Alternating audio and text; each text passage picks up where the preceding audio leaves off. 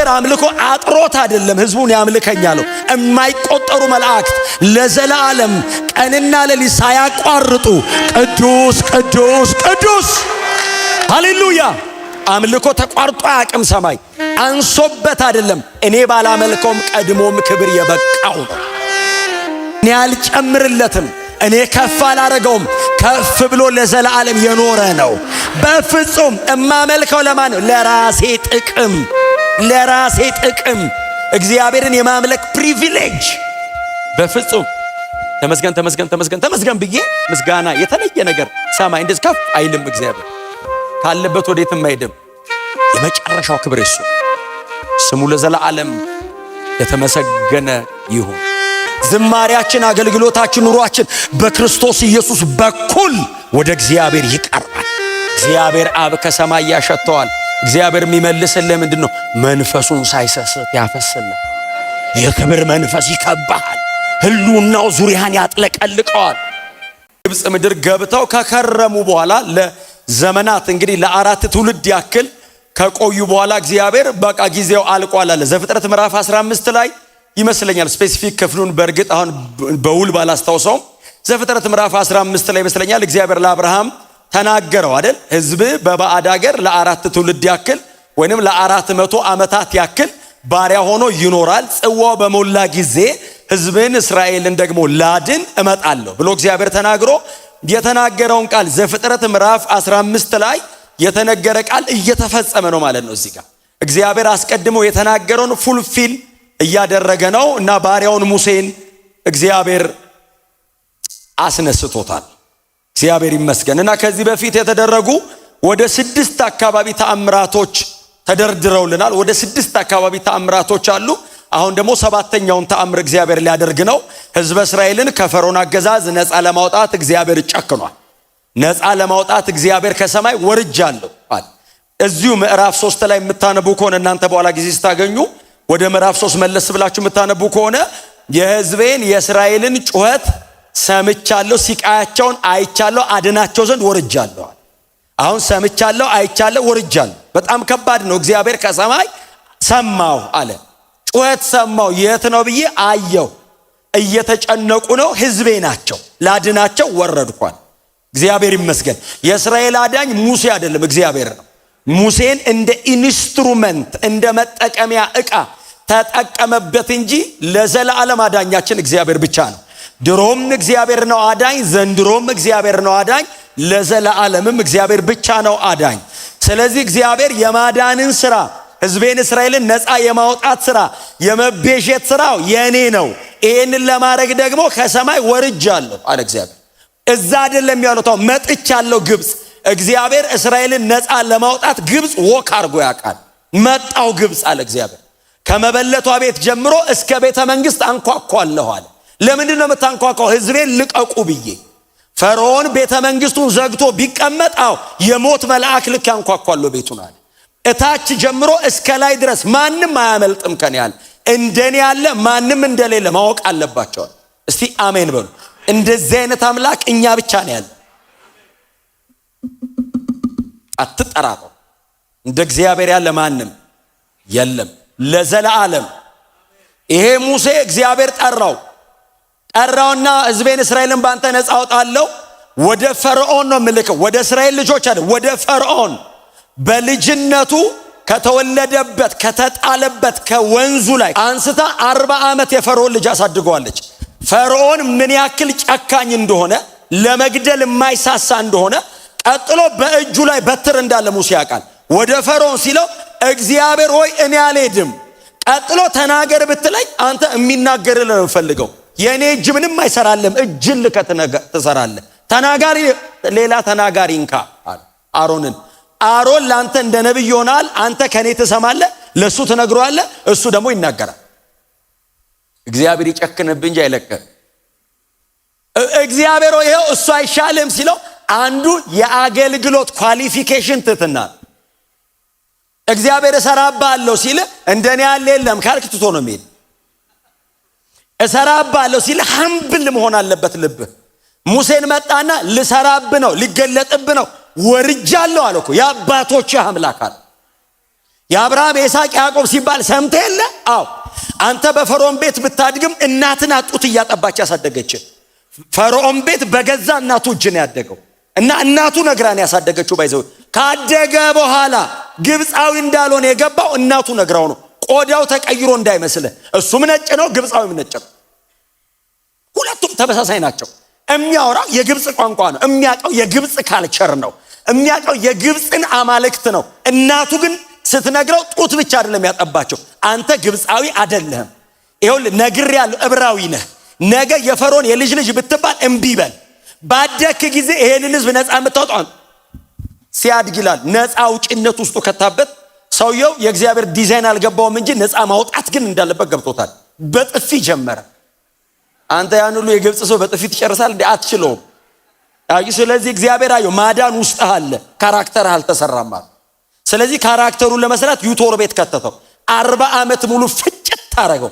ከዛ ከ40 ዓመቱ በኋላ በ80 ዓመቱ ሙሴ መመረቂያ ቴሲሱን ሲሰራ አፈ ኮልታፈ እንኳን በጥፊ ልማታ ማውራት እኔ ማለት አውጥቶለት እኮ ነው። እስቲ አሜን በሏ። እግዚአብሔር እጅ ላይ አሁን ብዙ ጊዜ ይባላል በእግዚአብሔር እጅ ላይ ያለ ነገር አይበላሽም ይላል። እግዚአብሔር እኮ ነገርህን አይደለም አንተን ነው የሚይዝ። አንተን ነው የሚይዝ። ነገሩ ምንም አይነት የትም አይደለም አንተን። ክብር ለኢየሱስ ይሁን እንጂ ፈርዖንም እንዳለ ነው፣ ቤተ መንግስቱ እንዳለ ነው፣ ህዝቡ እንዳለ ነው። ሙሴን ቀየረው እግዚአብሔር። ከዛ ሙሴ እንደዚህ ያለ እሺ ወደ ዕብራውያኑም ትልከኛል። አዎ ማን ልበላቸው? እሺ ማን ልበል? ዝም ብዬ አብርሃም ይስሐቅ ያዕቆብ አምላክ ልልህ ነው ሲለው ያለና የሚኖር በለኝ። ስሙ ማን ነው ቢሉኝ ያለን እግዚአብሔርን አትሰበስበው። ወደዛ መጀመሪያ የለኝም፣ ወደዛ መጨረሻ የለኝም፣ ያለና የሚኖር ነኛል። እስቲ አሜን በሏ። የምናመልከው ይሄንን አምላክ ነው። ሰብስበ የሆነ ቦክስ ውስጥ አታስገባውም። አንተ ዲፋይን አታረገውም። በተገለጠል መጠን ታወራለህ እንጂ ዲፋይን አድርገህ አታብራራውም፣ አትጨርሰውም። እግዚአብሔር ከመታወቅ ክብር ለኢየሱስ ይሁን። ከዛ ማን ሲለው ያለና የሚኖር ላከኝ በላለውና በዚህ ስሜ ለዘላለም እታወቃለሁ። መቼም የማይቀየር ስሜ ነው። ያህዌ ነኝ። ማን ያለና የዘላለም አምላክ ነኝ አለው። የት ጋር ጀመርክ? መጀመሪያ የለኝም። የት ድረስ ነህ? መጨረሻ የለኝም። ክብር ለኢየሱስ ይሁን። አይ ዘላለምን አስረድተውን አይደለም የገባን፣ በርቶልን ነው። የሰው ጭንቅላት የሆነ ነገር ጀምሮ ፕሮሰስ አድርጎ መጨረስ ነው የሚያውቀው። ምክንያቱም ይሄ ሲሰራ ራሱ ተጀምሮ እንዲያልቅ እሱም ብቻ ፕሮሰስ እንዲያደርግ ነው የተደረገው። እግዚአብሔር መጣና ለሙሴ ዘላለም ነኝ አለው። በምን ትጠራኛለህ አለው። ግንብ ሳፈርስ አይተህ ጣሰው ልትለኝ ነው? የሆነ ነገር ስሰራ አይተህ ገነባ ምናምን የሆነ በየመንገዱ ስም አታወጣልኝም አለው። እኔ ያለና የሚኖር ነኝ፣ ሁሉን እችላለሁ። ይሄንኑ ቃል ነው ጌታችን ኢየሱስ ክርስቶስ መጥቶ አዲስ ኪዳን ላይ እኔ ነኝ ያለውን የአብን ቀጥታ ነው መጥቶ ኢየሱስ እኔ ነኝ አለ። አይ ያህዌ የሚለውን ኩሪዮስ ማለት ሎርድ ጌታ ከሰማይ የወረድኩ አዳኝ። እስቲ አሜን በሉ። እግዚአብሔር ወልድ ስጋ ለብሶ መሬት ሲመጣ እግዚአብሔር አብ በቀደመው ኪዳን የተናገረውን ቀጥታ በዛው በሙሉ ቁመናው ተናገሩ። መሬት ፊታቸው ቆሞ እኔ ነኝ። ይሄ ነው ወንጌል የገባን። ለዚህ ወንጌል መኖር አይደለም መሞት ክብር።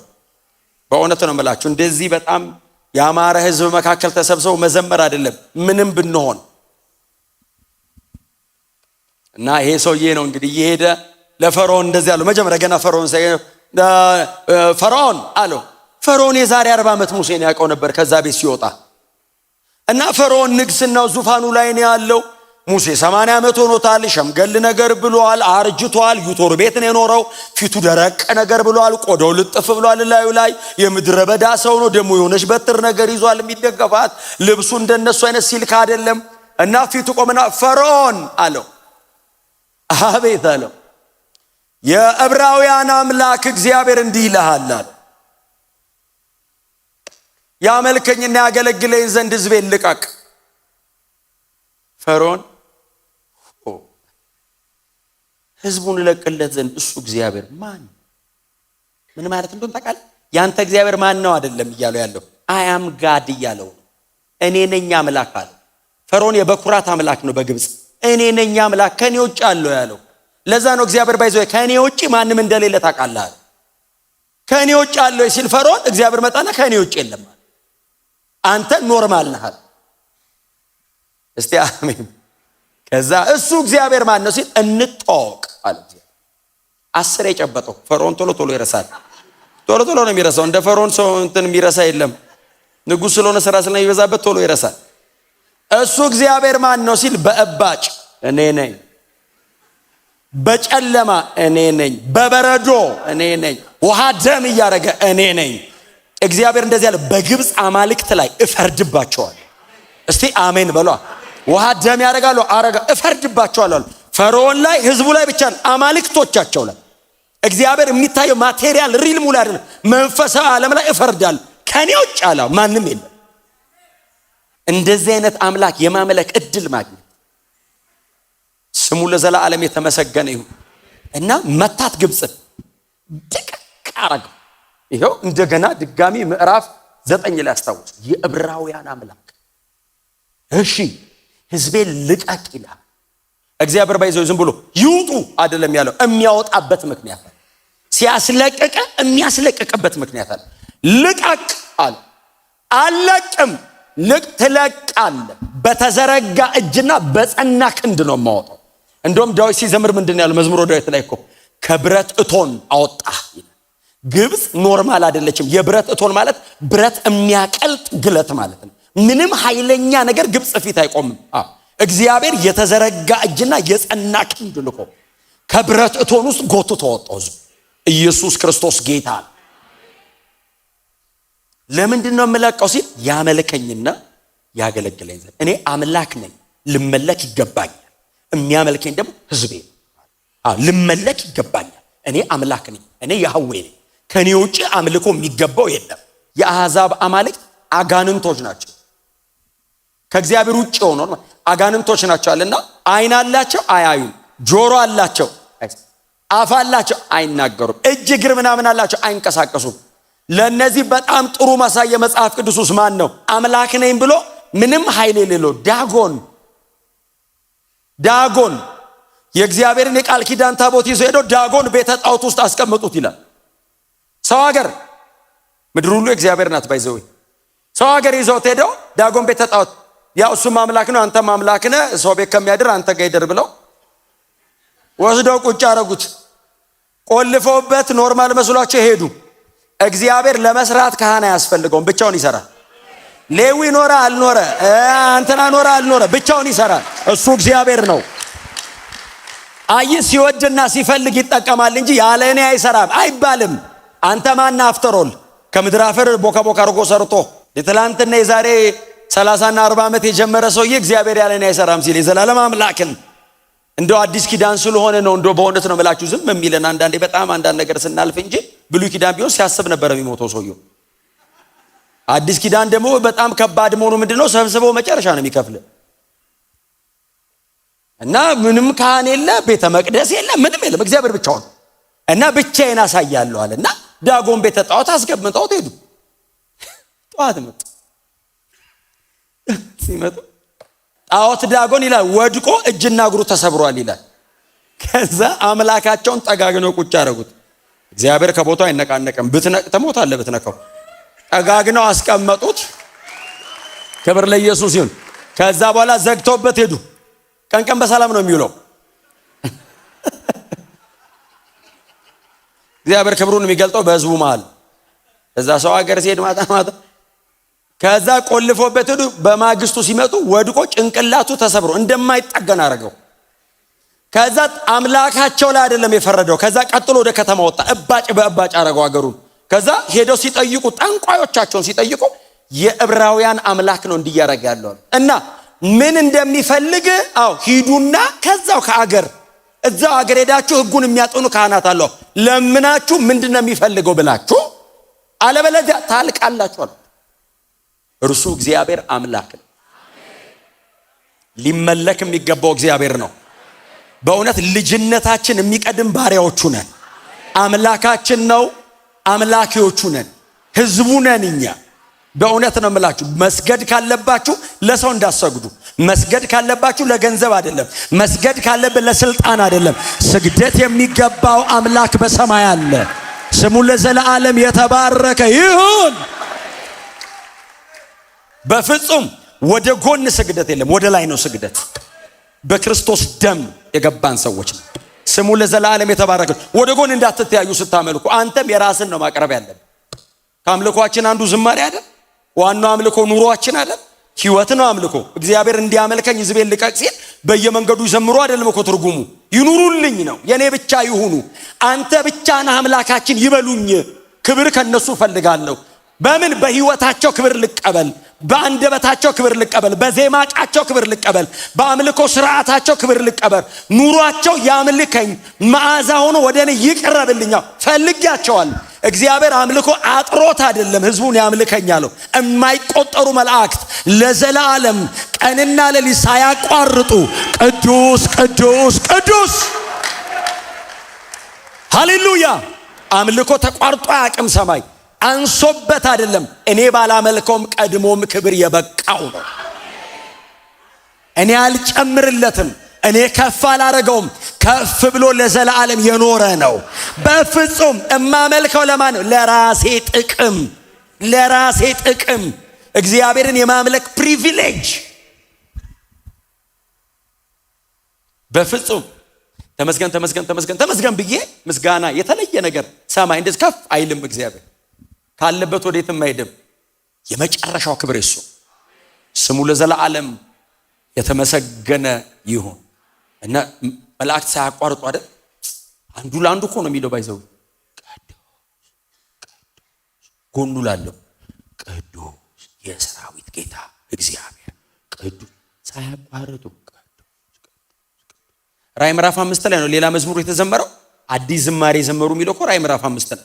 በጉ ሲገባ እስከዛ ድረስ ቅዱስ ቅዱስ ቅዱስ ቅዱስ። በጉ ታርዶ ደሙን ይዞ ሳክሪፊሻል ላቭ ነው አይደል? አሁን መስዋዕትነት የታጀበበት ፍቅር ነው። ደሙን ይዞ ወደ አባቱ ፊት ሲቀርብ 24ቱ ሽማግሌዎች፣ 4ቱ እንስሳት፣ የማይቆጠሩ መላእክት ቅዱስ ቅዱስ ሲሉ የነበሩት ሁሉ እንደዚህ አሉ። ለታረደው በግ ክብር፣ ምስጋና፣ ባለጠግነት ይቀበል ዘንድ ይገባዋል። ሃሌሉያ። ታርደሃልና ከነገድ ከቋንቋ ከሕዝብ ከወገን ለአባት መንግስትና ካህናት የሆኑ ዘንድ ዋጅታቸዋል። ኢየሱስ ክብር ይሁንልህ፣ ኢየሱስ ክብር ይሁንልህ። የእግዚአብሔር አብ ደስታ፣ የመንፈስ ቅዱስ ደስታ፣ አዳኛችን ኢየሱስ ክብር ይሁንለት። ይገባዋል። እስከዛ ድረስ የማይቆጠሩ መላእክት ቅዱስ ቅዱስ ቅዱስ ቅዱስ። በጉ ሲመጣ የታረደ በግ ተብሎ የቀረበው እኮ ሳክሪፊሻል ላቭ ፍቅሩን የሚያሳይ። ሰማይ እንደዚህ የታረደ እኛ የምናውቀው አይነት በግ የለም።